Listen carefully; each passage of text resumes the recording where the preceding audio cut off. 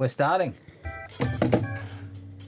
My next guest on the podcast, probably one of the longest racing downhill mountain bikers in South Australia. Am I right? Ngari Jenkins. Welcome to the podcast. Sultan. Thanks for having me. All right. Bang. If you could be an animal, what animal would you be and why? An eagle. Why? Fly with the eagles. Why would you want to fly with the eagles? Peaceful up there, I'm guessing. That suits your attitude to life? I guess so. Yeah. Haven't really thought too much about that one. All right, well, here, I'm putting you on the spot. Yep. I'm going to quiz you a bit further. What sort of eagle? Wedgie. Why? South Australian, like wedgetail. Yep. Brilliant. Yep. Brilliant. How long or when did you start racing downhill mountain bikes? 2005, Fox Creek Bowl was my first race. Yep. 2005. Yep. You sure? Yep. I thought it was earlier than that. 95. No, yeah. 2005. Hang on a second. Yeah, we're losing a few years. Yeah. You tell everyone you're 35 too, don't you? 2005 was just yesterday. Hey. So I'll go again. When did you race, and where was your first downhill mountain bike race? If you can recall. Yeah, first downhill race was Fox Bowl in 95. Yep. 1995. 1995. And here we are, 2025. 30 years. Yeah.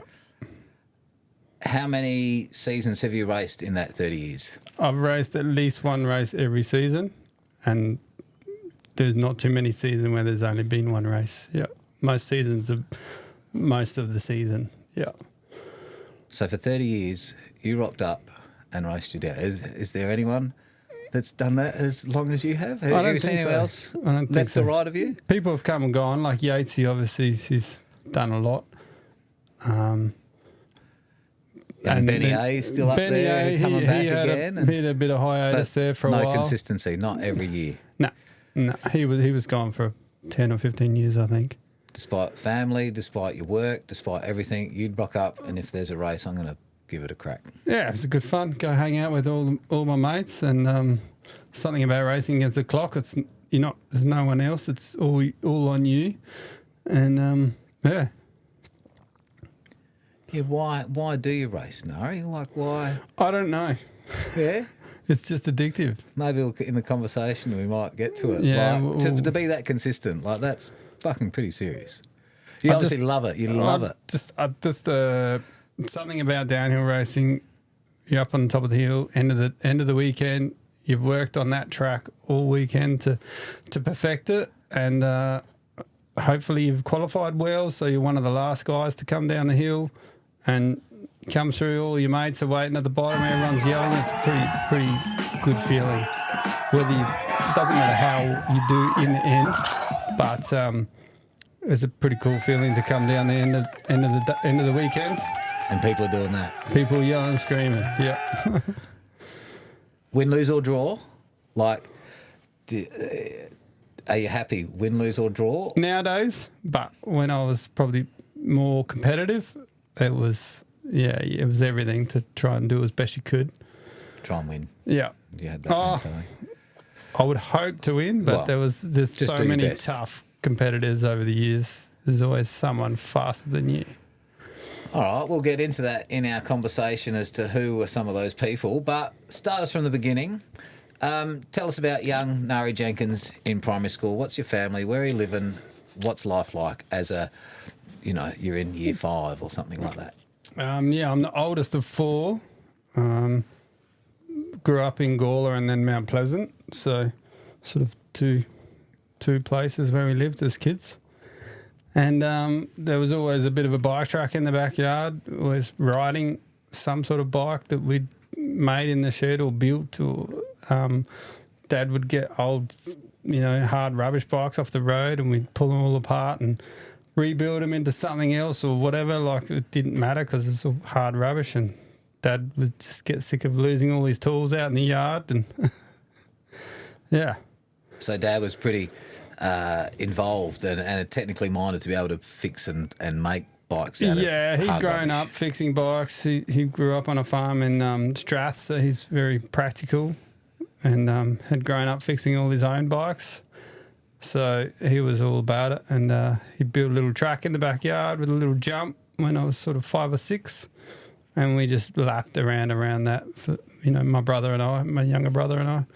Who's your other siblings? So my brother closest to me is Kieran, who raced downhill with me almost that whole period as well. And then next sister is Marinka, and Jacinta's the youngest one. Yeah.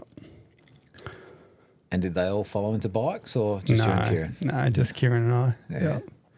And primary school. What was school like? Where did you go? What was it like? School wasn't for me. Didn't enjoy school much at all. I found it very hard.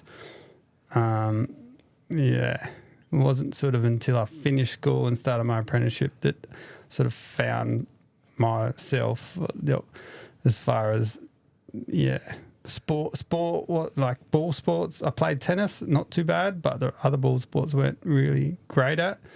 And, in the school environment, if you're not good at ball sports or you're not good academically, it's very hard to sort of shine. And then it wasn't until I started racing, which is the same time as I started started racing just before I finished school, and then started my apprenticeship. And but my apprenticeship, I was doing okay at that, and racing was doing not too bad at the time as well, and got to meet all you blokes. And What was your apprenticeship?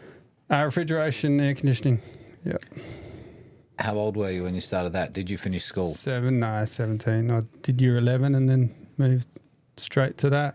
I reckon you're in the 75% of guys across from me that finish in year. It's uncanny how I don't know. It was a struggle. It was a struggle to even get that far. So was that academically you went in, or was it socially, or did you have good friends? On paper, wasn't great on paper. Struggled. And why do you think you struggled? Dyslexic. Yeah. They diagnosed you and you are and still are, or you were, or explain dyslexic. You just sort of struggle to read and write. I can read okay, but writing was a bit of a stretch for a long time. I'm much better now, but throughout the years of work and stuff, sort of got better. Yeah, okay. So you found that quite intense through your schooling period. And did you get picked on or bullied, or you just not felt really. left out? You just not felt really. behind? You're not sort of progressing through the school as well as you probably should. Your report card comes back and it's not where He's trying. And what did your mum and dad think of that? How did they support you through that? They're very supportive. Dad was very helpful, and he'd sit down with me most nights and help me with homework and stuff like that. So it wasn't for want of trying, for sure. Yeah, okay. And so you went into refrigeration mechanic as you've kind of got your driver's license and you're kind of starting your... Got my driver license, car, mountain bike. I was sweet. Things all fell into place. At, what is it, 17? 17, yeah. And I remember seeing... And what was your mountain bike? What was your first mountain bike? It was a hardtail Mongoose Crocodile, I think. Yeah. With some elastomer forks on the front. And you're just riding the street. There was no racing at that stage. You're just riding for transport. That was okay. What I started downhill racing. I was always had just a bike at home that was just a BMX or some old 10-speed racer that we'd ride around.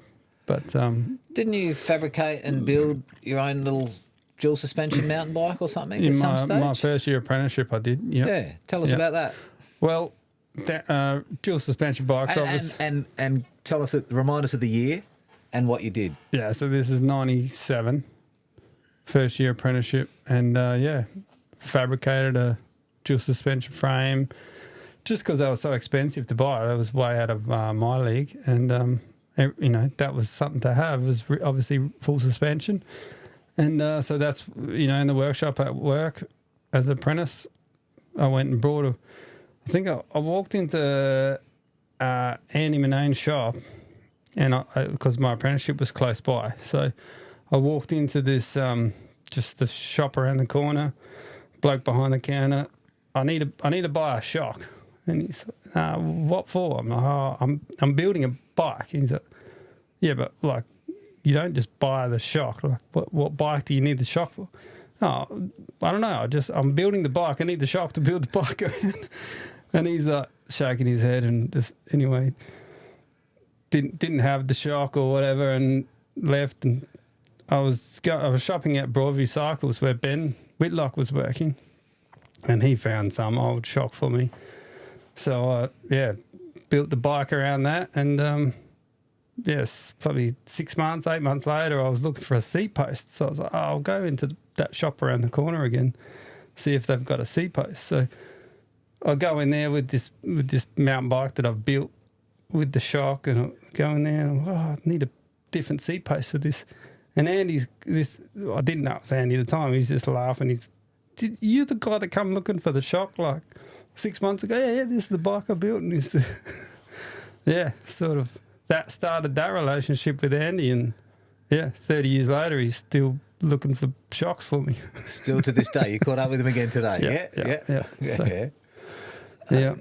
And how do you put your head into building a dual suspension mountain bike? Like, how did you do that? I drew it up on paper. I did all the sort of the geometry so that I could work out how I could get the most amount of travel out of the shock that I had. I think it was like a 2-inch stroke shock. So how can I fit this shock into this frame and get the most amount of travel out of it? So I drew it all up with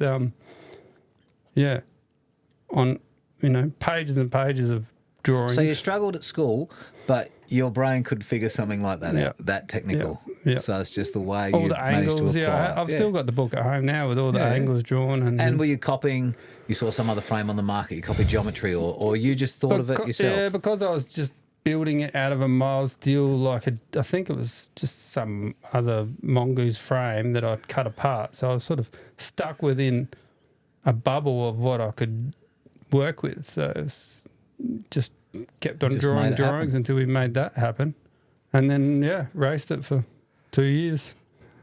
You built it that well that it lasted for that long? Just. Race it down Threadbow, that was a bit of a stretch, but yeah. Racing, downhill racing, what springs to mind if I say that? Intense. Is there a place, an event? Is there somewhere you've done something that you go, oh, that's the picture I get in my mind about racing my bike down a hill? Where does your mind go? Oh, there's too many events. Okay. Too many, yeah. But it's just, I think when you say downhill racing, the intensity of racing against the clock for such a short period of time is hugely high intensity. To any other riding is maybe BMX is that intense, but most, other forms of racing, bike racing is not quite that intense for such a short period of time. Did you do BMX racing as well? Yeah, I raced BMX at the similar, that same time period as sort of cross training for downhill, which is obviously that's where I met obviously Grant at the local BMX track. Yeah. Tell us about that. Spend a bit of it on BMX racing. So I think cross skis, they had a mountain bike class that we sort of started, and every Wednesday night there'd be a whole heap of us mountain bikers down there having a red hot crack racing each other, which was pretty fun. Yeah. And you decided you're actually going to get a BMX and try. Yeah, and then the downhill bike, we were all racing downhill bikes on a BMX track, which is hard work and a bit sluggish. So, eventually the mountain bikers sort of tapered off, and so I got a BMX and started racing BMX. Yeah. How long did you do that for? About 4 years at the time, and then later on, when my daughter was sort of 4 or 5, we got back into it at cross skis again. Yeah. How'd you go at BMX racing? Not too bad. Just I enjoyed it. It's hard work. Good perfect cross training for downhill. It's sprint sport, same, very similar bike techniques. And it sounds like you ride every day for 30 years. did a lot of riding. I've done a lot of riding. Yeah. What other bikes did you get into? Was it, Moto, of course. Always had a moto. How was that progression? Explain a little bit, how did it all fit together?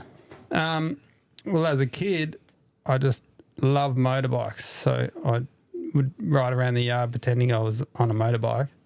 And then at 14, I think my dad got an old XR80 that we used to ride around the farm at Mount Pleasant. And then got some old other junker two-stroke. And then eventually some decent four-strokes in the early 2000s, yeah. Did you race motorbikes as well? For a few years, yep. So you've raced competitive BMX, downhill, motocross, any other forms? Have you cross country? A little bit of cross country, very tiny little bit. When did you do that? When I was a teenager. Yeah. Yeah. Before you found downhill tracks? Well, it was that at that time it was all very similar. So you were racing the same hardtail downhill and cross country at the time. So there was some events that you could do both. That one day it'd be a downhill race, next day it'd be a cross country race, and all the points would combined. What was mountain bike downhill racing like in those first few years? From my memory, it was pretty cool as a kid because there was like a lot of yourself and a lot of guys, at the time in their early 20s that were super passionate about it and creating pretty awesome events. And so and taking me under their wing along the way, Angus, yourself, Whitlock was really good. Andy obviously helped me at the shop with bikes. And, it was pretty cool to be, brought under the wing of all the older guys of the club at the time, obviously Travis Smith and, yeah. Yeah, do you remember, again, sometimes it's hard to remember names and put them on the spot, but some of the people that stood out for either their riding skills or their involvement in the club, or who are some of, we're talking the mid-90s, 95, 96, when the club is just forming. Gary Patterson, I think, was the president. Dazzle was, hugely involved at the time as well. Steve Marsh. So you just looked up to all these guys that were just going super fast, and that's pretty cool. And what was the race day like back then? How was Hilltop Transport? What was timing like?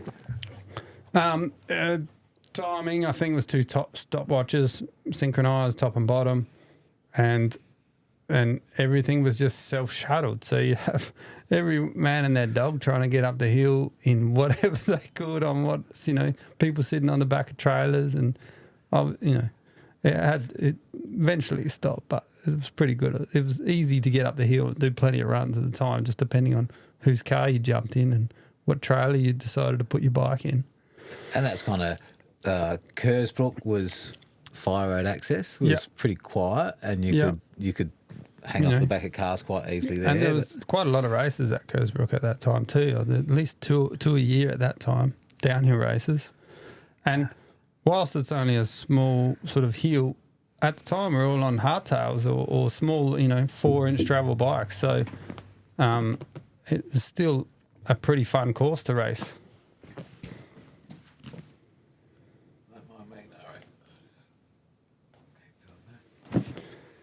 Wollonga. Throw that word out there. Windy, sometimes cold hill, grassy paddock, but always produces good sort of fun racetracks. Elevation is enough that you get that decent rocky rough track that you go there on a Saturday morning and there's no track there, and then by the time race day comes there's some ruts and stuff to hit. It's just a matter of trying to make it through to race day and not axing yourself in the grassy paddock before there's a track that's developed. What terrain do you like most in a track? What suits your style? What do you think you're fast on?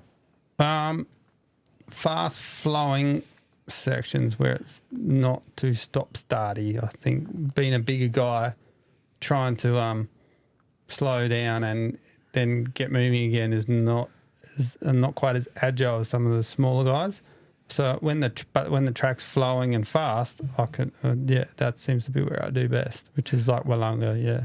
Yeah. What are you've raced every track in South Australia, probably. Yeah. You know, Yeah.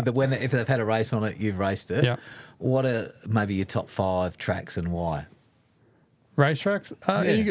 Eagles, I enjoy racing Eagle, but I don't normally do well at that track because it sometimes can be a bit stop-starty, but it is a fun track as far as I like the technicality of it. It's, lots of rocks and High stuff consequence like as that. well. Yeah, that's the sort of track that I actually like to ride.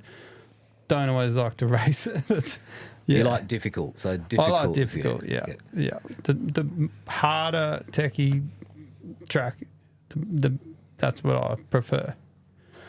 I like the track to be the separator, not the fitness. So, there's a triple, a double, a rock drop, or something that, only 10% of people are going to do that move. That's what creates I like. the environment. Yeah. How do you? You're scared of that obstacle. You're scared of that feature. Absolutely. In a track in the beginning, for sure. That's the progression of it. Sometimes you mentally it gets the better of you, especially the older I've got. I'm a lot more calculated than probably I was originally,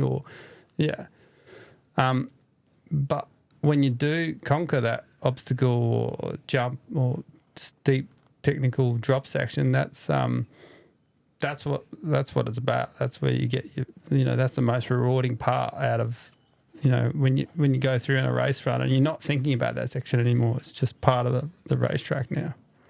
So Saturday night you go to bed. The race is Sunday. You've practiced. There's a big feature that do you only do it once or twice? Is it that dangerous or that scary that it really takes you all day to build up to it in the early days? Or does it keep you awake at night going, I've just got to do that thing. I don't want to, but I've got to do that drop or that huck. Yeah, it's in the early days for sure. The bike wasn't. How do you sleep the night before a race like that? Normally you try and get it out of the way on the Saturday as early as you can on the Saturday, so that then you can concentrate on your lines and creating a race run that's where you're not thinking about one obstacle through the track. You're thinking of the track as a whole. So preferably get that out of the way as first few practice runs. So for your other top 5 in LA, top 5 tracks to race in Adelaide, before we go interstate, Adelaide we're talking, because they're a bit shorter in Adelaide than interstate. Racetracks or just tracks in general? Racetracks. We'll get into... Okay. Well, Fox Long, that's always a fun sort of racetrack. Paddo's at Fox. Wollonga, of course. Eagle. Yeah. The top few. And how have you performed over the years on those tracks, like in a ranking spectrum? How many podiums do you get onto with some of those? And what's a proud one? Have the good ones? 30 years. You've had a lot of podiums. There's a lot. What's one you feel pretty chuffed about? Wollonga I've done. Got a lot of podiums at Wollonga. Yeah. And Fox Long, for sure. Yeah. That's where you like to let it hang out. Fast flowing tracks that's where it seems to. And Wollonga's got a lot of flat corners that that don't really develop a rut or a berm to push out of. So I don't know why, but I've developed a pretty good sort of flat corner technique that I can, go to a track like that hasn't been, no one's practiced it before the weekend, and then you go through the weekend and Do you prefer that sort of track than Eagle, that it's this line we maybe put an extra turn in there, versus Wollonga where they always do something new and no one's got to practice it before? You can't have I do well at that, but I prefer that there's some sort of, I don't know, I don't like it when it's just grass everywhere, but that's how that sort of track is, There's no line there to start with, it's just a grassy paddock and gets bunted in and off you go. What about tracks you don't race on? What's a couple of tracks in Adelaide that you go? That's Kersbrook. They don't race the Kersbrook downhill anymore, but that's a fun place to go. Anstey's Hill, we have raced there once or twice. That's pretty good. Obviously Horsnells and all up through sort of Mount Lofty area. There's plenty of awesome tracks there that just hidden away. Steep, rocky, technical. Do you have time to ride those tracks Not so anymore? Not so much. It's hard just because that's a big day. You need a few drivers. Now you got kids now. Yeah, that's right. Before kids, what was a weekend? Every weekend. Sunday morning, go to Horsnells and who are you riding with? There'd be a few guys there. Oh, obviously my brother, Andy was there a lot. So yeah, heap of different guys for sure. And how do you... Over the years, just would depend on what era that was as to what group of guys are racing at that time that we'd be doing runs with, yeah. Yeah, I suppose, because you've had... because it's just different era, different generation. Yeah. What was your... Let's say you narrow it down to like a 3-year window or something like that, or a 5-year window when everything felt like the community was really tight. What do you reckon that kind of 5-year window, and who are some of the characters within that zone? What year would you pick in a 5-year window? Probably that 99, 2000, 2001, and we were all travelling to nationals together. Yeah. I was 20 years old, had an awesome bike at the time by this stage, and it's just... What was the bike? That was a Vanti Moto with the big island shock. I had all Hope 4-piston brakes on it, and D-Max wheels. So at the time, it was a pretty awesome bike.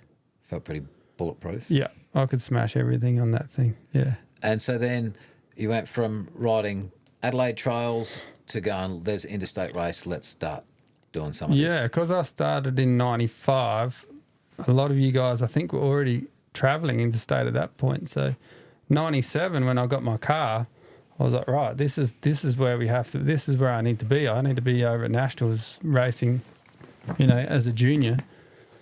And so, 97, I went to Mount Beauty Big Hill. That was my first national.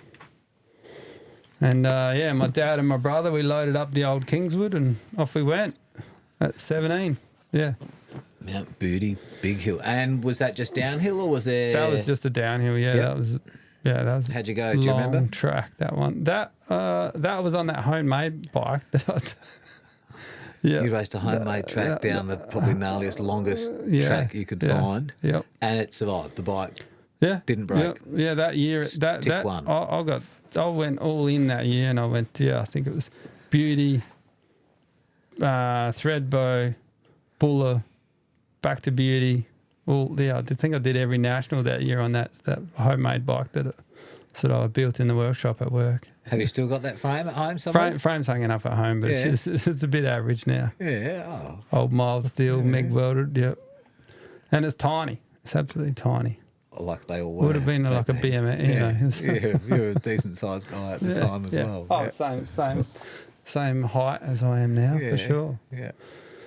But that was pretty cool. Dad, I sort of said to Dad, this is what I'm going to do. I'm going to drive over to this national at Mount Beauty at 17, and he decided he thought he'd better come along and make sure we made it there and back. Yeah.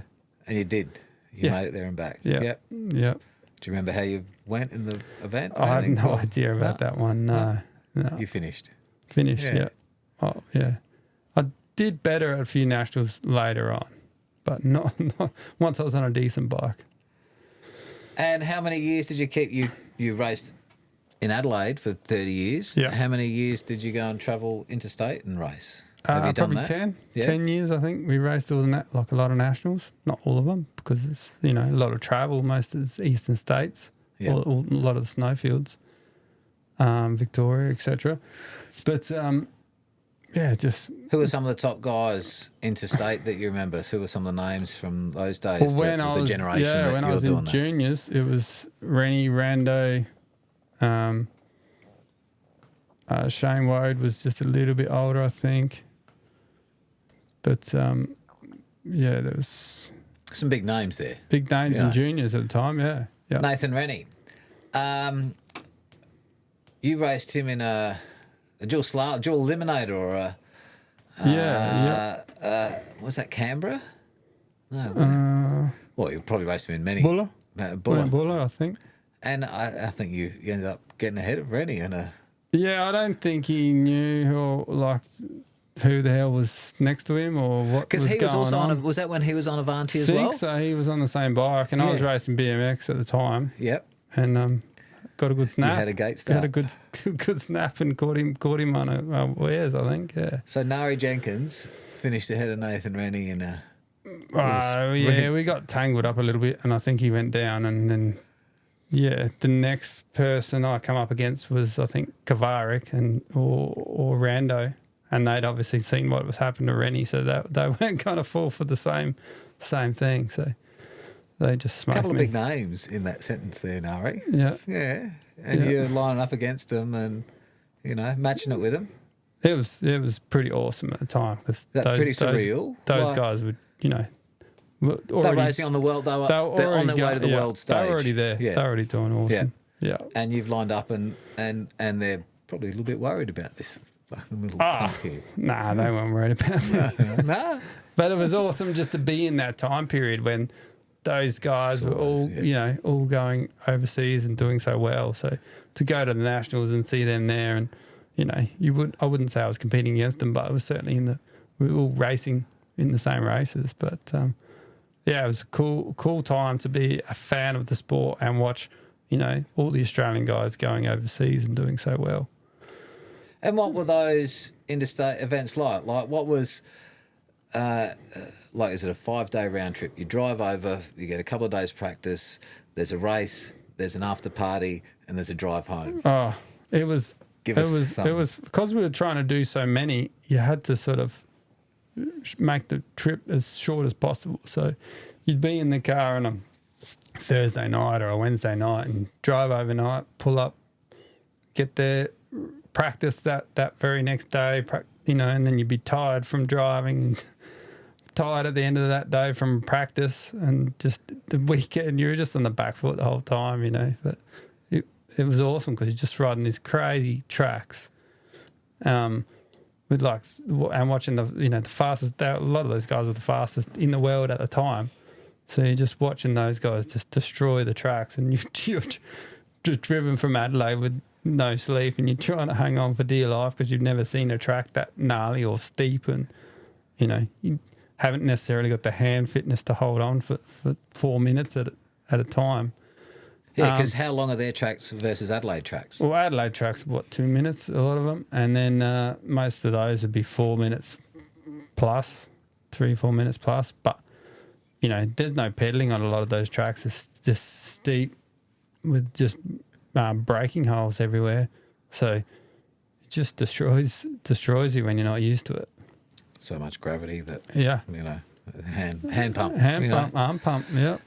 And did you generally pull up okay? Like, injuries are a big part of this sport. How did you go with injuries? I've had my fair share, but nothing too, I've had a few breaks and, collarbone and a hand and, ankle here, multiple things, but nothing too bad, Nothing to put you out for more than 12 months? Like, it'd be 3 months, 6 months off kind of thing, and a bit of rehab. Pretty fortunate in the grand scheme of things. Very fortunate, Yeah. And nothing that kept me out of a season, that's for sure. A race here or there from, broken scapula or something like that. But, yeah. Would that bug you?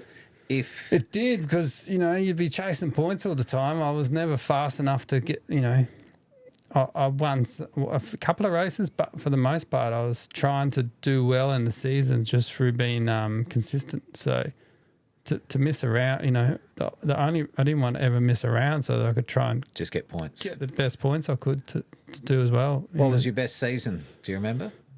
Points wise.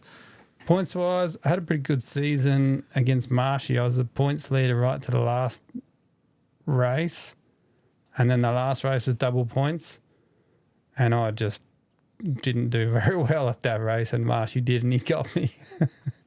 So does that come down to mental? Was that in your head? Do you think? Like, No, I tell think me it about was that race. Tell us, because do you recall? that was a Wollonga, and for whatever reason, it didn't necessarily. Well, it just wasn't on that day. You know, Does that? You're in the start gate. How much do nerves play a part in it, or you can harness them? Hugely. Yeah, I can now, but yeah, often you just you'd have to really concentrate and just can't put all that aside and just concentrate on what you're doing. Often I know my best rides was when I could concentrate properly and not thinking about what, or if you're thinking too far down the track about this jump or that, you're not thinking about exactly what's in front of you right then and there, you start making mistakes. So a bit of a flow state. Absolutely, yeah. But in an event like that, if you've qualified fastest, the nerves are on the line. Like, people compete on a world and national, international stage. In your head, do you think nerves get the better of you, or you can? At times, for sure. Yep. How do you? Does that start the night before, or does that start in the gate? Oh, that would start in the morning, depending on how downhill racing always starts Saturday morning practice, and then depending on how that practice session's going, how you if you're feeling good and you slowly get faster and faster throughout the weekend, and that's what calms your nerves, because you know that you haven't made mistakes, you haven't come off, the bike's feeling good, and throughout the weekend you're just ticking the boxes, right? Like a little bit faster, and then Sunday morning practice you go through that event free, and then it just a slow build from Saturday morning, first thing Saturday morning practice. Do you race against the other people, or do you race against the clock? Who do you race against? You're racing against, it's always against the clock. So you race against yourself? Because it doesn't matter. Your best effort. It's time trial. So it is your best effort, but you still want to beat all your mates, you don't, even though you're not racing specifically against them, and if they beat you, it's probably your fault. Like, it's not their fault. It's always something that you've done. Or do you watch them in a corner, or there's a section there and they're practicing, and how's fucking Westy getting through there? How's Marshy getting through that? How's Yatesy doing what are they doing there? Absolutely. And you see a new line and you go, oh, fuck. Yeah, absolutely. And then you just try and either do the same line as everyone else, or a better line, or stick with the line that suits you. Sometimes they might be doing a line that, or especially like Marshy, he'll always be doing some snazzy line. Yeah. But you just have to be confident in yourself that what you're doing is what you can replicate time and time again, not trying to do some line that you might be able to pull off only 50% of the time, because there's no redos in the downhill racing. No, unless they get the timing wrong and they send you back to the start again. One run, it's brutal. It's a hard sport like that, because you get, people that come into it like, oh, well, you only get one run all day, like out of the whole weekend. You spend all weekend there practicing, and then it comes down to that 1, 2 or 3 minute run that you have to be perfect on. And it's never perfect, but you have to just do as best you can to create, you can't make up time. So you have to, So you can have your best run in your head. I did my best run, and you can finish second, third, fifth behind someone else, and you go, no, I'm happy. I couldn't have done it any better than that. That's all you got. I made a mistake here. I made a mistake there, and I'm stoked. But that's the fun of it. That's what keeps us all going back. Is it's never someone else. It's always just what you've created. What you've done. I don't play golf, but if you played golf and you got a hole in one on every thing, it'd be the perfect game. You know, in downhill, have you had a perfect run? Have you had? I have had a few. Yeah. Yeah. Yeah. How does that feel? Oh, they're the easiest runs. They're just easy. Nothing goes wrong. I don't know how to like replicate it at all or anything like that, but sometimes it just clicks, you know. Yeah. And have you won on those races, or you've just placed? And I've won. Yeah. When you're in that state, you go. Yeah. Yeah. Those are the ones that I've won. Yeah. Yeah. Or done well for sure. Yeah. You just stop thinking, and you do. Yeah. It's easy. They're the easiest ones somehow, you know. And you try so hard for years and years, and then you just click off a couple of them, and it's like, wow, what? You know, doesn't need to be the perfect scenario beforehand. That's what I've learned. Like, you don't worry about the small things like, oh, it's muddy, or you know, you can't let anything get in your head about it. It's just, even if things aren't going perfect from the Saturday morning before throughout the weekend, you just can't stress the small things. Just concentrate on, just keep moving forward to that race run. And then even in the race run, you know, you might make a mistake, or some rock will come out of nowhere and, you know, be in your perfect line, but you just try to overcome that mentally quickly and keep your mindset on track, that you're not you know, you're not like, you're not caught up in the fact it's raining. Yeah, it's raining. Yeah. It's raining for everyone. It's not just raining for you. Yeah. You know, sometimes I've got in my head when it's muddy or something like that, and I ride it terrible. And then other times when everything's just clicking, it doesn't matter whether it's raining or dusty. You're just having so much fun. Everything just comes easy. Yeah.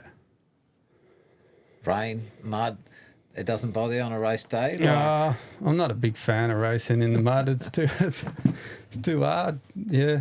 But sometimes that creates the best race tracks as well. Out, yeah. I think maybe. Yeah. Yeah. Just depends on the gravity of the track. There's a corner where everyone falls off. It doesn't matter. Just you dab.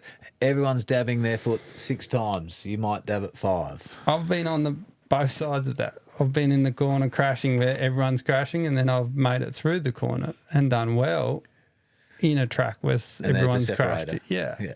So definitely been on both sides of that coin, which is that's how it goes.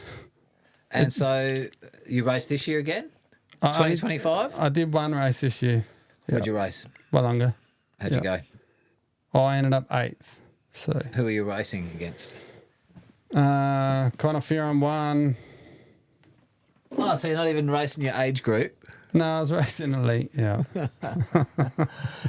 What would be your age category if you chose to ride for your age group? What would it be? 40 plus. So what do they call that? Like Masters. Yeah, I would have won Masters. I'm pretty sure. I think I won Masters with my time. Something like that. Yeah. You couldn't beat Connor. No. You've got 30 years experience, and you fucking couldn't beat him. Nah, he's pretty good. He's pretty good, that guy. He's pretty good. Yeah. So what does Ngari Jenkins do with himself today? Got 4 children that keep me pretty busy. Yeah, with obviously my awesome wife, so she sort of keeps everyone on track. Look, she's got 5 children. Because she's got you. Yeah. Yeah. So poor ringleader. Yeah. So how old are your kids? Haley's 17, Luke's 13, Kane is 10, and Emmy is 6. So we've got all them on bikes, and they seem to be enjoying it. Haley raced quite a lot of BMX growing up. Not so much anymore, but yeah, got Luke and Kane on their motorbikes quite a lot at the moment. Because where are you living now? You got a bit of land yourself, and you can indulge your children in such things. Very lucky there. So we've got little track for them to play on at home. Bit much like my dad did for me, but little bit more next level than what my dad. What's your part of the world? Where are you living at? Up One Tree Hill Way, yeah. And what's close and accessible to you and the family for riding? Kersbrook. Kersbrook's not too far from us, so That's your local? yeah, which is ironic, you know. Hayley's just got her license, and she was driving me a couple of runs there the other week, which is pretty surreal after, being 15 years old, which with my dad driving me runs there, so. Coming full circle, hey? I was driving her runs there not that long ago, and now she's driving me runs, which is awesome. Is your dad still around now? Yep. Do you see him often? Absolutely, yeah. Does he? Never often enough, but does he? Do you see things in him, how he raised you, that you're passing on to your kids? Like, what's a couple of good lessons that you'd attribute to your dad? You'd tip your hat to your dad. He's been awesome for us. Yeah, mum and dad, obviously. Mum's still around too. Both mum and dad are. Yep. Are they close to you guys? They're not far. They're at Gawler. Yep. So they're on a property out there as well. So that's. What's a great lesson your dad taught you? What's one on the top of the list that you'd make sure you pass that down to your kids?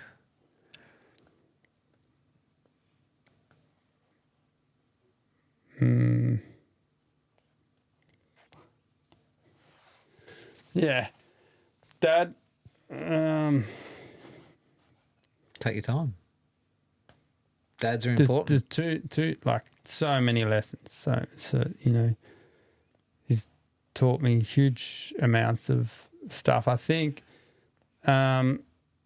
just a lot of patience and stuff like that I've learned from him. And just being a kind, caring sort of person.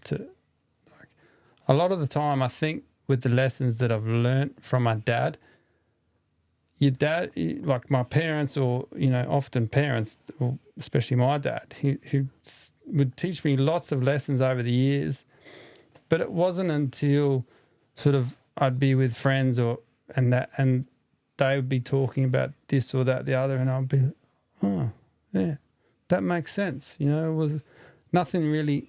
It really clicks more when your friends sort of reiterate what your parents have taught you over the years. You're like, I've known that my whole life, and this now that really makes sense. What Dad was teaching me or whatever. It's just, I don't know to go into specifics, but just what sometimes you don't quite understand it doesn't let sit in so much until your friends sort of make it make sense for you, if that makes sense. Do you think you're maybe a bit stubborn and a bit obstinate to learn lessons for a bit? I mean, he's travelled across this. You've gone to travel at 17 years old interstate and ride your mountain bike, and Dad goes, "You're going to come with you too."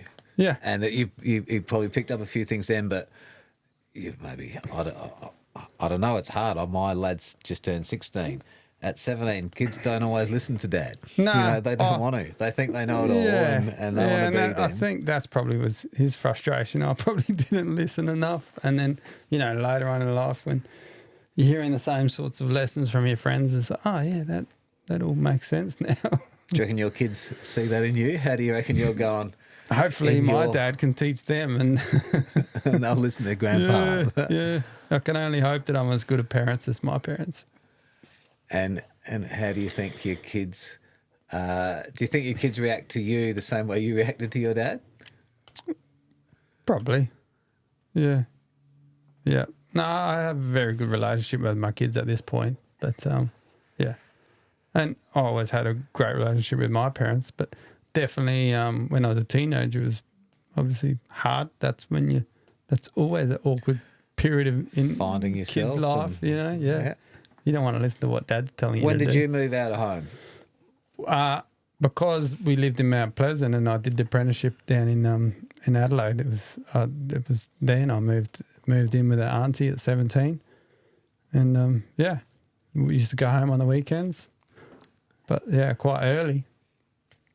And so you started an apprenticeship at 17, refrigeration mechanic. Yeah. Refrigeration mechanics doesn't mean bike building, but No, what is no. the refrigeration? How did that It's give a you skills to be able to build very, a bike? very general trade, like a multi-skilled trade. You're doing a sort of electrical work, mechanical work, plumbing work. So you learn quite a broad spectrum of skill set, and that was how, And I'd had Dad's welder and Dad's tools in the shed for years before I actually started my apprenticeship. So that was how that sort of eventuated. And you've continued that? Just through wanting a dual suspension bike that I couldn't afford, it was easier to build one. Yeah. Do you still weld stuff in the shed at home now? Absolutely. Or? Yeah. Yeah. Yeah. Always. What's the last thing you welded? No. The steering arm on the mower because my son broke it. Yeah. Oh, he's helping you mow the lawns. He mows the lawns. Yeah, that's good. Yeah. And so you're still a Fridgie now. Absolutely. That's been your gig for, pretty much 30 years as well. Yeah. How young are you now, Ngari? 45. 45. And so, okay, start at 17. So just a couple of years shy of 30 years as a Fridgie. You know your stuff. Yeah. Wow. Probably forgetting some of it now, I'd say. And you're still loving it? Yeah.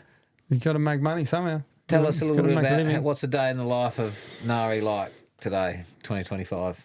What's your average Monday to Friday look like? Just... When do you get up? When do you wake up? When do you go to bed? Let's talk not about work, man. No. Work's don't work. talk about work. Work's When do you work. wake up? Okay, you get up.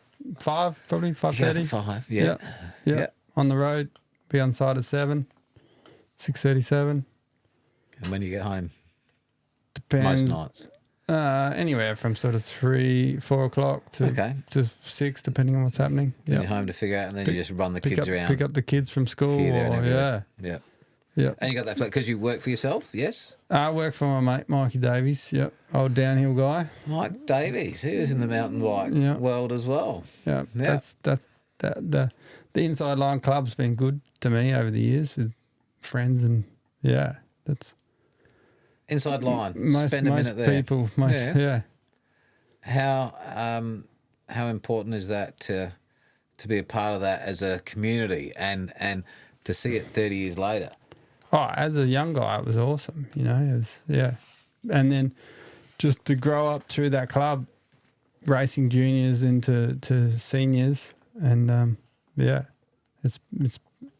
that's been like, that's why I go, because you get to catch up with all your mates over the years, and they come and go, and Are there many people back in it like now? There's a few people come and gone. Absolutely. Still see a few of them lining up and come and go for sure. That. Was the competitive side and sponsorship, was that ever a priority for you? Oh, originally, of course, but as you grow up, you realise that you're not going to make any money out of it. That's just... How long did it take you to figure that out? Oh, I just never, but luckily, obviously, with Andy Main and the My Ride shop, it's just... I worked there as an apprentice after work. I'd go there and work Thursday night, and he helped me immensely over the years. Like, I've probably got the longest sponsorship, going. That's he's Andy Manane, yes, shout out shop is, which is now My Ride. It used to be it was Cycle Works, it was Avani Plus. It's the same shop. It just depends on the the Avani group. Which decade we're talking about. Yeah, it's all this. Yeah, but he's one that's kept me on a bike. If it wasn't for him, I don't think I would have raced for 30 years straight. There's no way. Why not? He's been fixing my bikes, derailleurs, reels for forever. Yeah. It's a team effort, man, racing. It's Zoe, my wife, him, my brother, and the other mates around you. It's a group effort to to get down the hill every weekend, or every race weekend. Quick break. Something different here.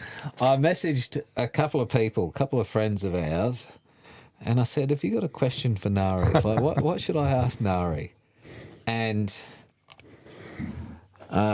one here, ask about the summer games in Melbourne, the drive over, accommodation, and the street luge. What is this gentleman talking about? Summer games in Melbourne. I had a broken hand at the time, and Angus and I went over to watch the Summer X Games in the Melbourne Docklands. And Angus was doing a bit of chase cam on the street luge when he had the big bloody, at the time there's no GoPro, so he's got the big camera strapped to the side of the helmet with the not the camera, the helmet cam on the helmet, and the camera in the backpack with all the cords going. And he's chasing these street luge guys down Arthur's Seat. And he was struggling to keep up in some sections, I think. He was a bit surprised. He's sprinting his guts out with road tyres on this old hardtail. Yeah, just trying. So you got to do a few demos. You did a few. It sounds like you weren't just racing. You were involved in a few demonstrations for stuff. Yeah, Angus took us to the Sydney Olympics. We did a dirt jump sort of demonstration at the cross-country event there. That was pretty awesome. Spend a minute there. Tell us about that. We drove over Sydney Olympics. Sydney Olympics is a bit of a big deal, isn't it? It was pretty awesome just to be in Sydney while the Olympics, was on. The place was alive. So, and then we drive out to, I can't remember where the cross-country event was, but someone had built some big dirt jumps there. That not dirt jumps, probably in today's sort of. Oh, that's a new world. Yeah, now. But we were doing them on a downhill bike, that sort of like big flowing jumps, and just trying to do a few tricks and show off for the crowd at the time.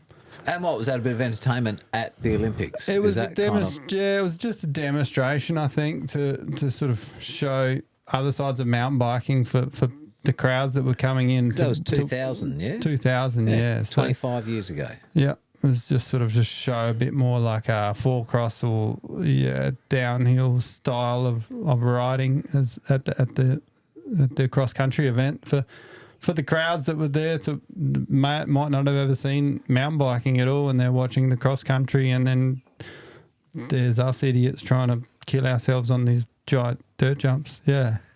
Make mountain bikes look cool in front of a BMX, in front of a football or an athletics crowd. Yeah, they've probably hardly never seen it before. That's right, and it was crazy. There was just so many people crowded around all these jumps, and I think it was about 3 or 4 jumps we were jumping at the time, and there was quite a few of us there jumping that. Do you remember who else was doing that? I think Andrew Millsy. Millsy, yeah. And he was on with Giant probably at the time. He was on Giant. Rennie was there. Angus, Steve Marsh, myself. Yeah, I think there was a couple of maybe Shane Woad. I can't remember. Yeah. So that was pretty cool to be in a lineup with those guys and doing train runs through these giant jumps. And you're just having fun. Yeah. And what they gave you a couple of dollars, probably not huge amounts or something like that. I don't think they gave us anything, but we had free entry to this Olympic and before village. the Olympics, and you're riding and doing jumps and you're buzzing. And that was awesome. Showing off in front of a crowd. And then we were cruising around the streets on our bikes through sort of Bondi, afterwards. Yeah. Yeah. Bit of rock star moment, and what, you're all of early 20s. We were in 20. Yeah. Yeah. And at that time, I couldn't do a thing wrong. I was just, it didn't matter what the jump was, we were hitting all the jumps, no worries. No one knew, Day in, day out, it was fine. Not just easy. No backflips at that stage? Not for me. No. Is that a trick you've learnt? No. No. I've tried. Okay. Yeah, I've tried. I did spend a bit of time learning, but, that's before resis or foam pits, so sort of try it into the water. But after, multiple attempts and having your eyelids filled with river water, you sort of give up. All right, I've got a couple more here for you, Ngari. We might have a bit of fun with this. I haven't done this before, but messaging a friend and say, look, people that know you quite well, got some questions for Ngari. Rapid fire. Do you fold or scrunch? Oh, come on. We're not doing that one. All right, there's a pass. No.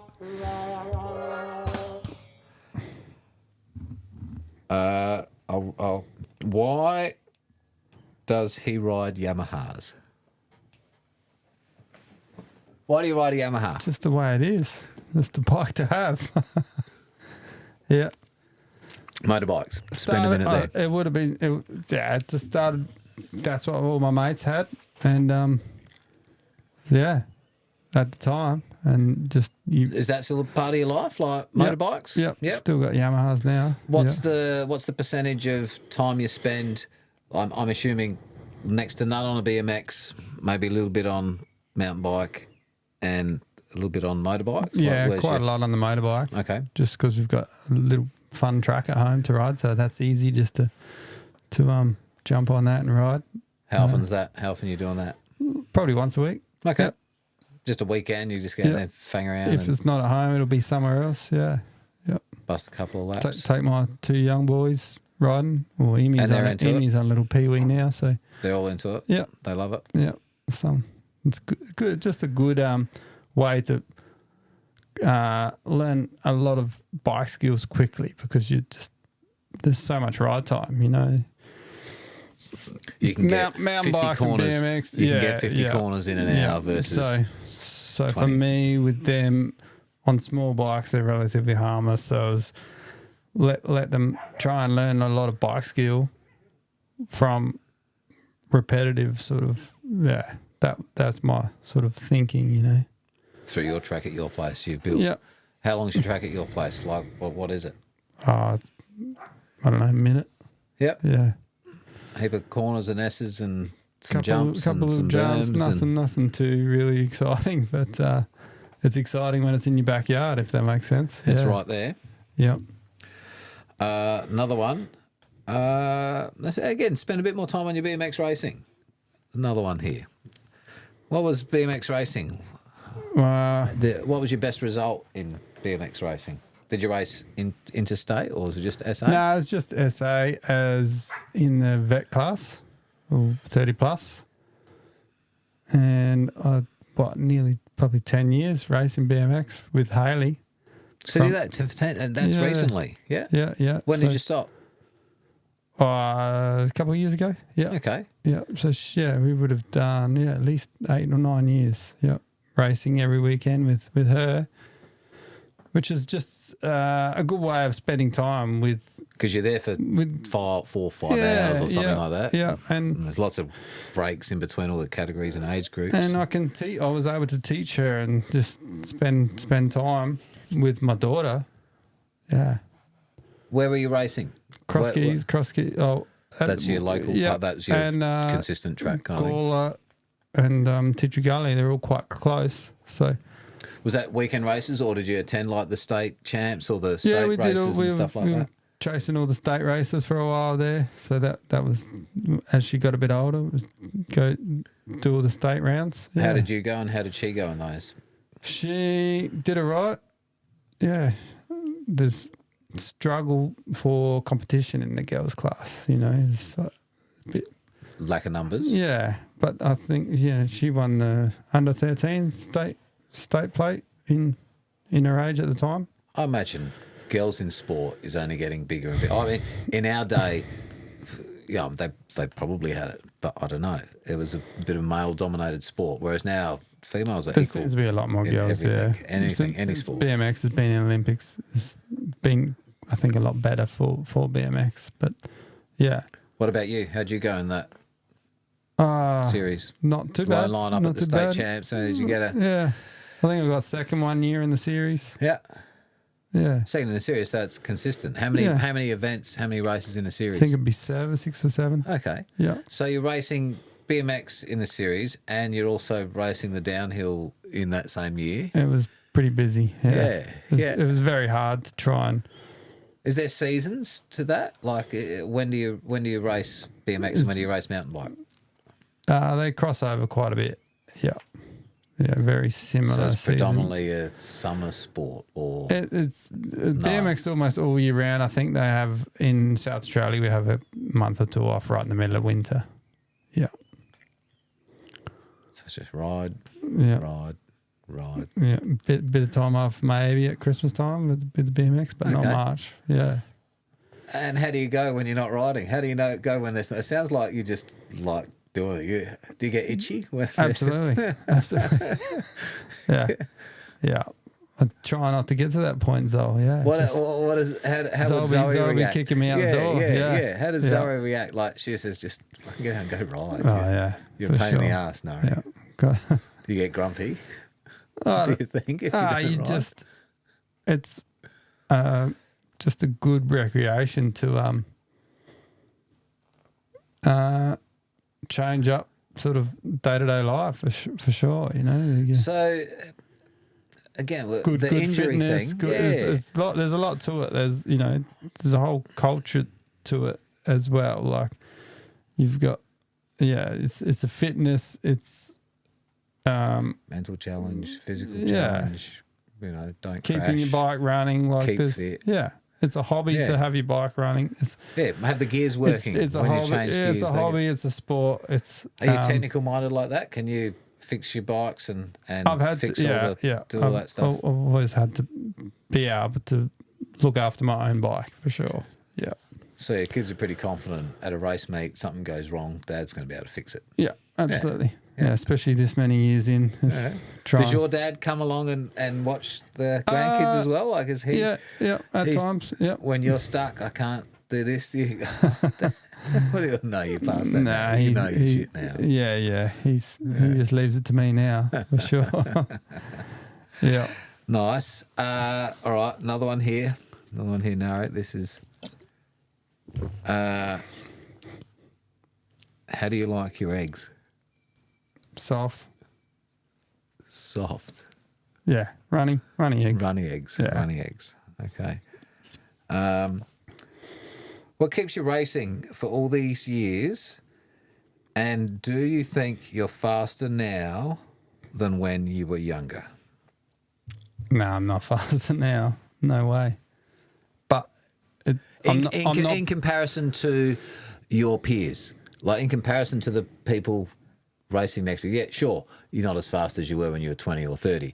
But if you're racing against your age group, do you feel competitive in your field? In my age group? Yeah. Yeah. Oh, that's how I relate that question. Yeah. Yeah. I'll be for sure. Yeah. And so, but what keeps you racing? Why do you keep doing it? You could just stop and look after your kids, and you could, I don't know, build another jump in your backyard, but you want to go race. Why? It's just a good way to keep fit. Yeah. And longevity, like your health, longevity. So the incentive is the bonus that comes from doing it, not from actually doing it, kind of thing. But do you go to the gym? Do you do other physical exercise for your body? Or yeah, a little bit, just a bit of activation to try and keep your hips. What do you get to the gym, or you do Pilates? You doing yoga? No, just at home. Yeah, a bit of gym at home. Yeah, regularly? Not very regularly. No. What's not regularly? Once a week. Yeah. No, not even. No. Depends. Yeah. No, I went through 10 years. I did nothing. Yeah. Nothing at all. Bent my elbow. Wow. Yeah. So you still like to keep fit. Still into it. When are you going to stop racing, Ngari? Don't know about that one. I'm not Never stopping riding. I don't know about racing, but yeah. You got no intentions of saying, "Oh, maybe that's my last one." That's not. The last race? Who knows about race? Do your kids come out and race with you like you did They this haven't. year? No, they haven't. They did for a bit. There was a window. Harley Yeah. did a couple of years of downhill, but she hasn't. She's concentrating on school and work and her sort of life. And the rest of the kids, they didn't follow down that No, path. they're just full moto at the moment. Yeah, okay. Yeah. So do they race in moto? Do you do that with them? No, or it's no, just that's riding? another kettle of fish. Yeah, Yeah. yeah. Another kettle of fish. That's just weekends and funs and mates. Yeah, yeah. Doing all that sort of stuff. One of the questions was, does he actually like me? You probably wouldn't know who the questions are. You might have, you've probably guessed one. There's two people that have asked the questions, but how did it feel beating Rennie at the Bulla 4 Cross, and what were you doing just beforehand? If you can recall that. And that might give you an indication as to who's asked the question. I think we're just having a good time, man. Yeah, just. So how did it feel? You beat Rennie. You beat Nathan at Rennie, the time, who was just at the time was on his way to winning World Cups and pretty high on the world It was rankings. a bit of a surprise. Yeah, I wasn't expecting that. Yeah, but we were just hanging out before, having fun, and yeah. Do you know who you're hanging out with? Do you remember? Dean Moggridge. Dean Moggridge. No, pushing all these buttons. Dean Moggridge, and then his other question was, I think Enzo would have been there. Dean, Zoe. I think we're all staying in one of those chalets at the top of. You were there too, I reckon. Yeah. And because you guessed his name, he said, "Do you actually like me?" He's a legend, isn't he? Dean Moggridge. Who are some of the other legends in your younger years, in those first few years of the mountain biking scene in Adelaide? Like, who were some of those people? Chris Dimble, Wildman. Yep. Paul Kalish. Yes. Yeah. And those similar ages. Greggy You're Morrison, still a little younger. You're still younger. I was younger. Yeah. I was in juniors. Yeah. Yeah. So spend a minute on some of those people that imprinted in your brain. Who were some of those people and why? Obviously Benny Whitlock, who was just doing it way too easy at the time, winning everything. And he was actually, I think, my coach for a bit there too. Just did a bit of coaching with him, and it was hugely influential into my riding and style. Yeah. What do you mean by coaching? Yeah, we did coaching sessions with Ben. Yeah. How did that come about? You approached him and said, no, he put on a coaching clinic, and that was sort of the first bike coaching specific thing that there was at the time, or that I'd done. And that's probably, what, 96, 97? 97, Yeah. 97. Somewhere in those middle years. Would have been early 97. And that was, super helpful to me. Because up until then, I'd just been riding out in the backyard, or, just riding everywhere. So to have someone to teach you specifically about where your body needs to be and where, your actual style of how you ride the bike, that's... Yeah, what did he do to coach you? What was that experience?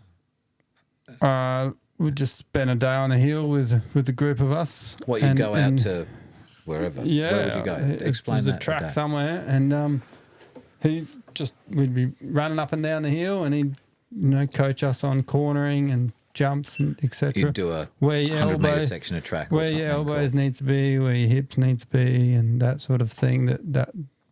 That's what's sort of created my style, the way I ride. Yeah.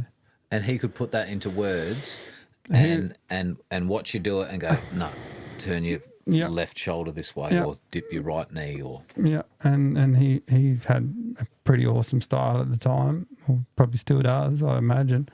And that's what formed my style, the way I ride now, which is probably pretty similar to him, especially being a taller, lanky guy.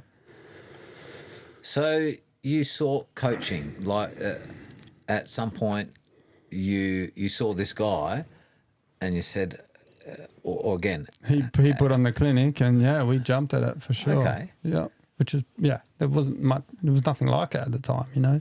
No. But I think he'd come from sort of BMX and motocross where there was huge amounts of coaching, so he brought that into the downhill side of things. I mean, I don't think he did many clinics, but it was definitely pretty cool for us at the time. Yeah, to have on. A few of us juniors, jumped on board. And who are some of those other juniors around you in those years?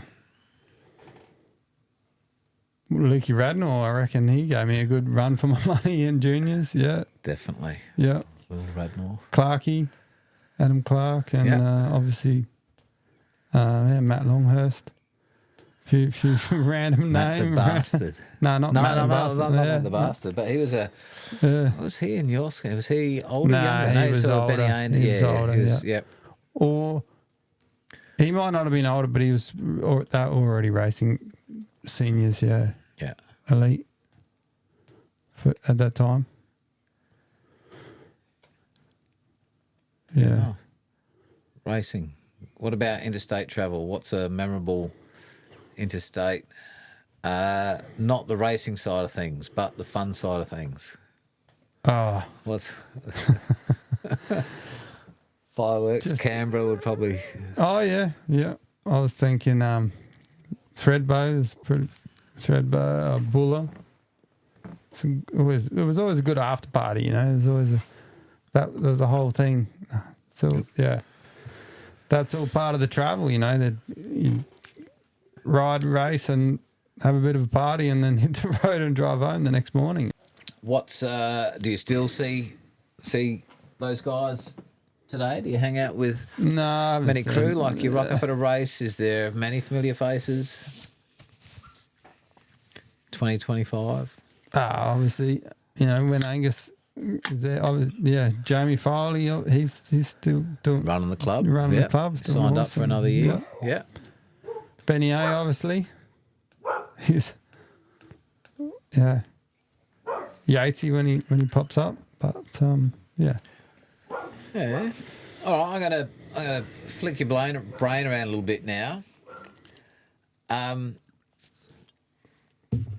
What's one of your best, like highest highs when it comes to the bike world, and what's one of your lowest lows? Like what was a great moment and what was a terrible moment?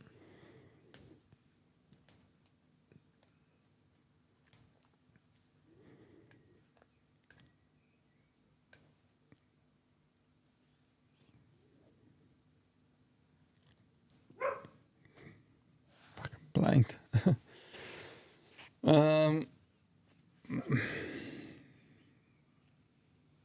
Obviously, been injured. That's the lowest. You know, when you broken at home and you trying to, you know, butter toast with one hand or something like that because can you pick an injury when you really felt defeated and you really felt I'm useless? Collarbone. That's a hard one. Yep. Is that more because you're uncomfortable and you can't sleep? And you're in a sling. You just I didn't have surgery on mine. When did you do your collarbone? When I was 19, I think. Yeah. How'd you do that? Just crashed off a jump. Yep. Where? The old Crafers track, I think that was. Yeah. Who were you riding with that day? Ben Triggerworth. Trigger. Yep. Mr. Bicycle Express. He was a young lad at the time, picked me up and bailed me into my car and sent me down the old freeway with one arm in my sling. How was that day looking before that moment? Oh, can you picture it? Can you go straight back? Yeah, I think I worked at the bike shop in the morning and then went riding up there and ran into to Trigger and probably Nathan, I think. Is it? Yeah. Nathan Morris. Nathan Morris. Yep. They just happened to be there, luckily for me. And you weren't riding with them? no, You were riding solo? Yeah, you just go. It didn't matter where you went at that time. There'd be someone. I could have gone. You know, I could go on to Kersbrook that would have ran into someone, or go to Fox Creek. Like you just finish. You just put your bike in the car, go riding somewhere, and you'll catch up with some mates. So yeah, they happened to be there, and they just found you on the side of the track. No, we were doing laps together, and I got a bit excited and drove myself into the ground. Well, look, with Trigger there, like, he puts himself into the ground pretty regularly. No, that was me. He was picking me up. Yeah. And so you crashed, you ragged, and what do? You go to hospital? He put me and my bike in my car, and I drove back to Zoe, like where Zoe was living, and took my bike out the car, and then I don't think she had her P's at the time, so I drove into hospital with her. And, back in the city, the Adelaide emergency, whatever, Royal Adelaide. Yeah, took myself into hospital with Zoe, and they said you'd done your collarbone. Yeah, I think she must have just got her P's because I think she drove home once I was. And they left you medicated. there for a night or something? No, I came out that night, but I was pretty medicated by then. And you can't do anything for a collarbone. They don't. Well, they can operate on it now, obviously, but not when you just walk into the hospital. Yeah. And so that injury stayed, and you just let it heal wherever it did. It was give me a bit of grief for years, but. And so this is before kids. So this is pretty young. Yeah. 19 or something like that. Yep. You're working. You still got to go to work, or you just? No, I was in bed, that stage. lying watching television. You had a job, but you were supposed to be working. That was your apprenticeship stage. And mentally, how does that? Can you? You just stuck there, bored. You're bored. Yeah. Can't do much with one arm for sure. And okay, so what's a high then? What's a really good moment, celebration? When you do that awesome race run, and you pull a good result, and it just happens easily. Can you pick one? And all your mates are stoked for you. So it's a pretty cool feeling to just it just makes all the work that you do worthwhile. Can you pick a location? So much. Can you There's paint been a a few. picture? There's been Can a you few. paint a picture? Yeah. There's been a few good ones. It's pick one. Put you on the spot here now. Yeah, I don't know, man. No. You're there. You're in the car park afterwards. Everyone's high fiving you, and you just you're stoked because the people that have helped you along the way, like Zoe and my brother, and the team, that whatever team you're with at the time, it's pretty awesome sort of high for everyone that's around you, that's helped you, do the training and get your bike ready and everything. It's an individual sport, but there's still always a team of people around you that's helped you get to that point. Yeah, spend a bit on that team, because you'd rock up to the race, you're always setting up. You're getting a little marquee 10 up. You've got a decent setup. You've done that for ages. Yeah. And that's someone helping you with changing a tyre or fixing a derailleur or finding your tools or whatever. But it's time. You're getting there 3 hours before the race. You're setting up a tent. You're hanging out in between race runs. You're having some food. You're trying to... Often Zoe will be there, she's help us with food and everything like that before the kids. And, you can't do it. It's hard to do it by yourself. Yeah. And then kids came along. Yeah. How was that? That's how did awesome. that change your life? That's awesome. Do you remember? It's a good way of progressing obviously you're lucky when you can have kids, obviously, definitely appreciate just that privilege. Do you remember when you found out? Had you planned your first child? Do you remember that moment? Yeah. Okay. Yeah. Haley. So it's pretty exciting. And did you find out did you find out if you were going to have a boy or a girl? No, didn't find out with Haley. So that was a good surprise. And what about the rest of them? I think, yeah, we found out with the rest. Okay. What haven't I asked you, Ngari? What would you like to talk about? If you're talking about, you know, I don't know, mountain biking and your love for mountain biking, what would you love to share about why you love mountain biking? Why? One of the things that sort of comes to mind is, as a junior, there was obviously no social media at that time. So growing up in the club, obviously you were always there documenting everything, which put another whole dimension on the races, because you could, you know, whenever your next video would come out on that season, you could go back and watch all your mates and watch, which was you know, throughout the years been pretty awesome to go back and watch all that footage that you create, you know, all the movies that you created in that time. It's really, I think, made Inside Line what it was, or put another dimension for that at the time with obviously Volatile. The name Volatile, you know, everyone that's into bikes in Adelaide sort of knows that Volatile name, or even if they don't know yourself. So yeah, it's been pretty awesome to watch that progression of like yourself with that over the years. And as a kid, it was awesome. It was like, oh, am I going to be on the next, you know, I'm going to be on the next video, and you'd get the video, go home, like, well, you'll be watching, oh, look, there's you. Like, yeah, I remember, I think, would have been about 99, I reckon. And Dave Rest, he rings me at work. He said, "Oh, you're on the cover of this next Volatile Visions video. You're on the front cover." I was like, "Oh wow, that's I made it. I'm on the front cover of a Volatile video." You know, it's pretty funny to look back on. But it's it's super impressive to see how much footage that you got over the years, or how you were able to do that. You're looking back, I'm glad I did it. Pretty cool, man. Yeah. And I'm glad I've revisited it. You know, otherwise it would be lost and gone forever.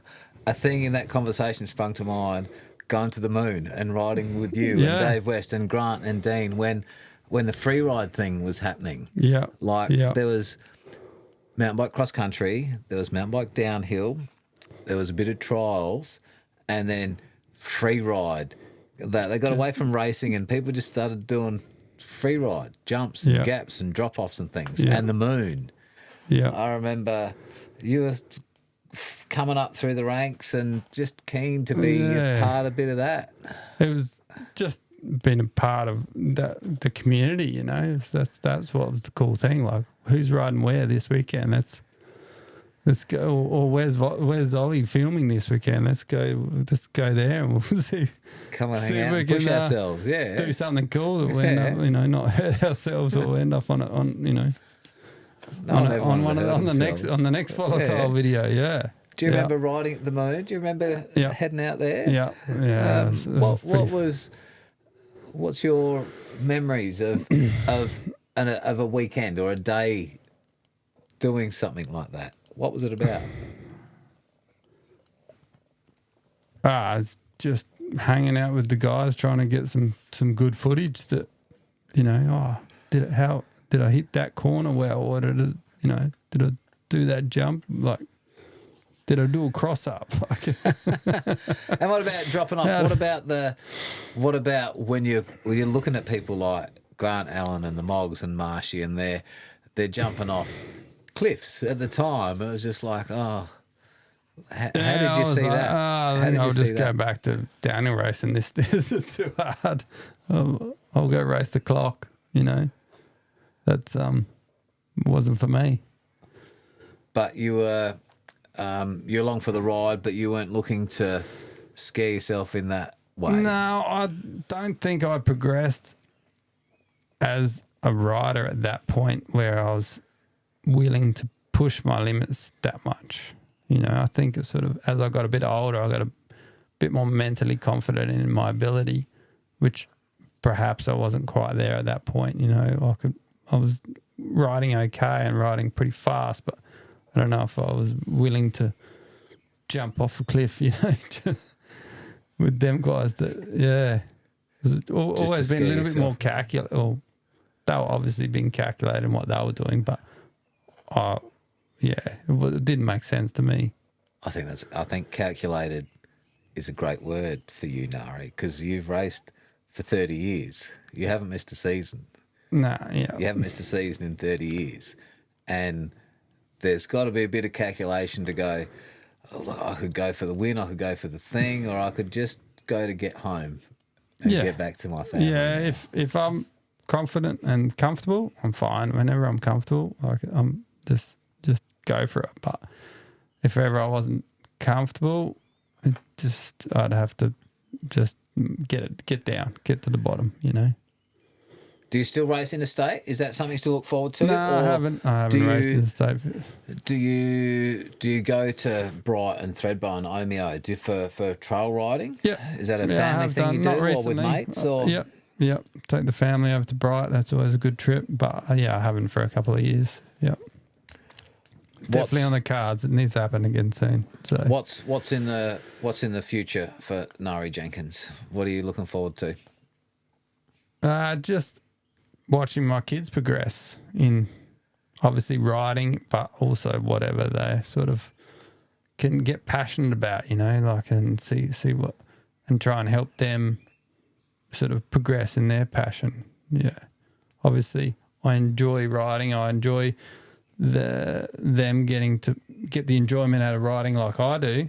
And that's pretty awesome to watch them as they progress and get into it. And Dad, how's that corner? Or, you know, it's good to coach them through that and help them. They're still asking you for that advice, and they can see that.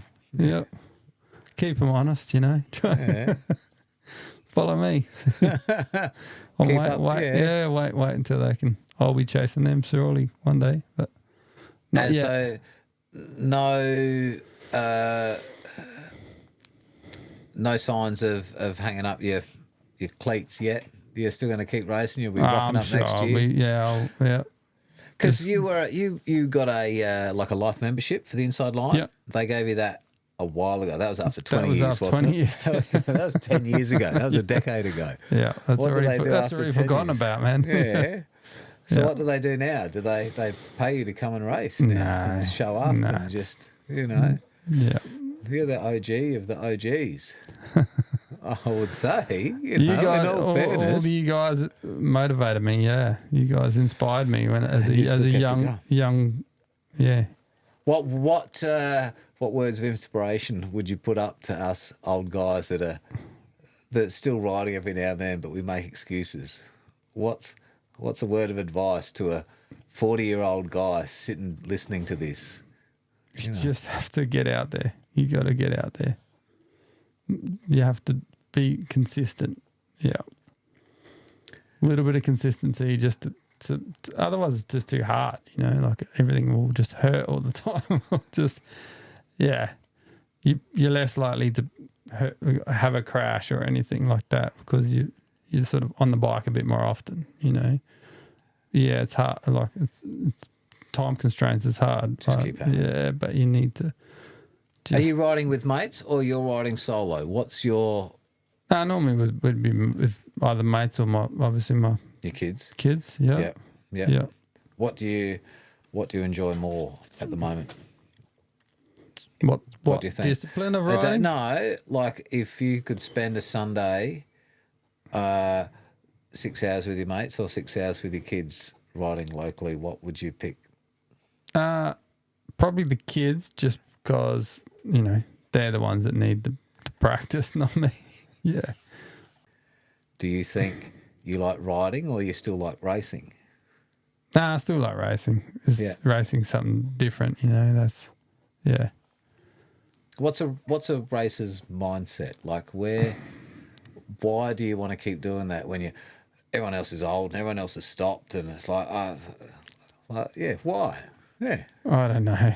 We've come maybe a couple of times. Yeah, sometimes you ask yourself I don't know. the same question. I do, yeah. There's a bonus. There's a payoff at the end of that race. It's just about like pushing yourself, you know, pushing yourself outside of your comfort zone a little bit because, a little bit older, but when you're racing, you're pushing yourself as hard as you can go, so that's why you race, because it's good to, be pushed out of your comfort zone a little bit, and racing does that all the time. It's cold, it's hot, it's raining, it's wet. You have to line up. You got to line up. Yeah, you got to be there. Sign up. Yep. I coulda, woulda, shoulda. I could have done this. You got to get up early in the morning. You got to be there. You got to, whether you like it or not. That's.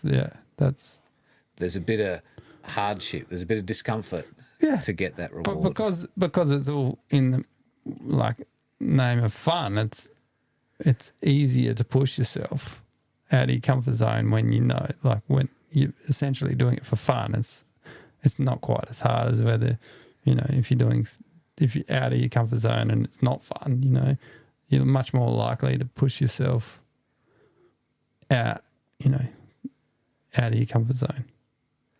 What about a day? I think we're coming close to the end here, Ngari. This has been a fucking another killer chat here. But someone's listening, they're not having a good day. They didn't race well, something went wrong with the family, they had a big setback, a big injury, a big something. You're in a hole. What advice could you give to someone if you're stuck in a hole? How do you get out? Or how do you look forward? You have to keep looking forward. You've been in a hole. Can only get better. It could be work, it could be business, it could be family, it could be something. I'm sure in the last month, everyone falls in a hole. I'm sure you've had one. Within the last month, everyone does. You've run a business, you've got 4 kids, you've got a wife, you ride bikes, something really went wrong. You got to go for a ride. Simple. What if you're too injured, you can't go ride? What do you do then? Watch Volatile videos. Good answer. Great answer. What if you can't do that? You can do that. Got to get the VCR out. Yeah. Got to get the VCR out. But you don't know Volatile. You don't know videos. You don't know mountain biking. You're just a general person that happened to stumble and you want to listen to Ngari talk in this conversation. And Ngari's words of advice when the shit's fallen down, the wheels have fallen off. You got nothing to. It's done. I'm done. I'm devastated. I'm fucking crushed. You've been there. How do you move forward?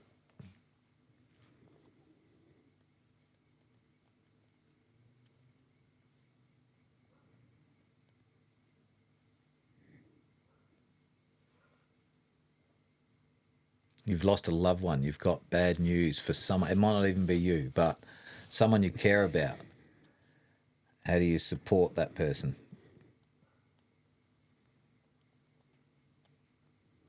I think you just got to not think about yourself, think about others, I think. And just, it's not about you. You have to keep somehow find a little, help someone else out. Help, get some good, some good feelings from trying to help someone else somehow. If you're injured or whatever, what can you do for someone else that's going to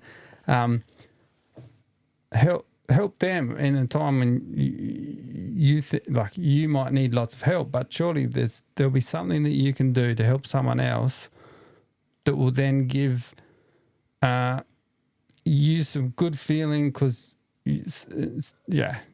someone else, you can always help someone else, I think, is what you need to do in that time.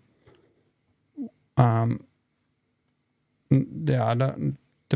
Whatever the situation is, if you can put your problems aside to help someone else, then that will help you in the long run, I think, as well as obviously helping them, because you can always put yourself aside for someone else, I think, is really would be a good thing. That's a good answer. Yeah. Someone else can always be worse off. Yeah. There is always someone else worse off. You hurt yourself because you're having fun on your mountain bike. Like that's not really a bad thing, you know. There's always someone else a lot worse off than you. Like you were lucky enough to go mountain biking, you hurt yourself, but that's on you. But whether it's your friends or loved ones around you, or there'll be something there that you can do to put yourself out for someone else. Yeah. Good stuff. That all beeping there. That's telling us it's nearly over. Now, beep, beep, beep. Shout outs. Ngari Jenkins, who would you like to say hello, a shout out, a thank you? Again, it's hard to put names in, but shout out. Obviously my wife, Zoe, just, you know, she's been with me this whole time as well. Like we were together as from 15. So she's been at all those mountain bike races. She's been there as well. So it's been a long 30 years for her of racing, and obviously, yeah. So her especially. Top of the list. Well done. That's it. Keep going. That's for you, Zoe. It's for you, Zoe. And my parents for my mum and dad for being supportive of anything that I sort of wanted to pursue. They're there to help me along the way. And then obviously my brother and sisters and their partners, and Zoe's sisters. Yeah, so family. Yep. Mother and father-in-law. Yeah, they've been awesome for us and for me. Yeah. That's good. You got any wise words of wisdom to send us out here, Ngari? This is going to be the end of our conversation. Have you got something? You got another little gem? Keep on shredding. Keep on shredding? Keep on shredding? Yeah. Is that what we're saying? That's how we're going to end it? Say it again, Ngari. Keep on shredding. Keep on shredding, people. Ngari Jenkins, thank you so much. Thanks, all. For hanging out. This has been a hoot.